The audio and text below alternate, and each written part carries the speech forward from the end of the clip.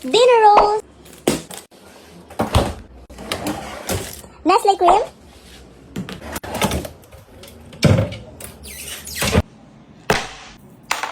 Meron tayo ditong dinner rolls and tinatanong lagi sa akin kung saan ko ito binibili. Binibili ko lang ito sa SM. Ayan. Ito, para to sa mga hindi marunong mag-bake or hindi marunong magpaalsa nung kahit anong paalsahin. Ayan. So, nakita ko lang to sa isang content creator, kay Shell Si Kiambao. Ayan. Gumawa siya ng lazy cinnamon gamit yung dinner rolls. O, diba? Perfect. So, gagayahin natin yun for today's video. Ayan. Hiwain lang natin siya sa gitna.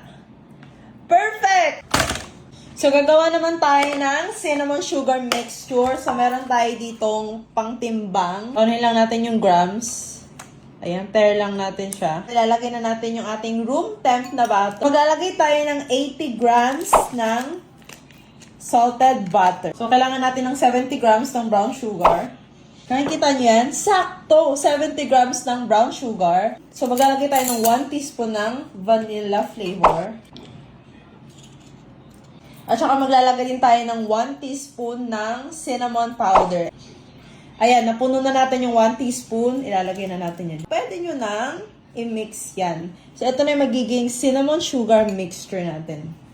Ayun yung ilalagay natin sa loob at ibabaw ng dinner rolls. So, after 665 billion years na paghahalo, ayan, well combined na yung mga pinaglalagay natin. Nag-bonding all together na sila. Pwede na natin itong ipahid sa dinner rolls. Huwag yung kapalan, yung saktong pagmamahal lang. Of course, tatakpan na natin siya. Yung gilid-gilid para hindi halatang dinner rolls. Takpan nyo yan. Ilalagay na natin yung dinner rolls dito.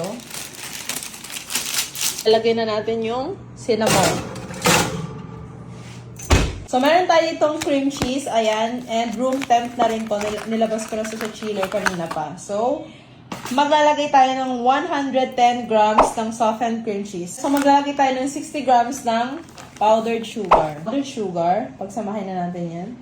Yan, mix lang natin. Ayan. Yung cinnamon natin. Oh my God. Kita nyo ba yan? So, kuha lang tayo ng pot holder, Marie. Wow! So, kailangan muna natin itong i-rest. Wow, sana all mag-rest. So, lahat ng inilalagay nyo sa oven, kailangan nyo muna siyang nire-rest. Oh my God, she's gorgeous.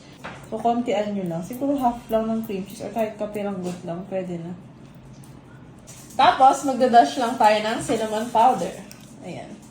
So, taste test tayo, syempre. Alam niyo guys, sobrang dami ko lang sinashare sa inyo na pwede nyo lutuin. This coming Christmas, sobrang sarap nito.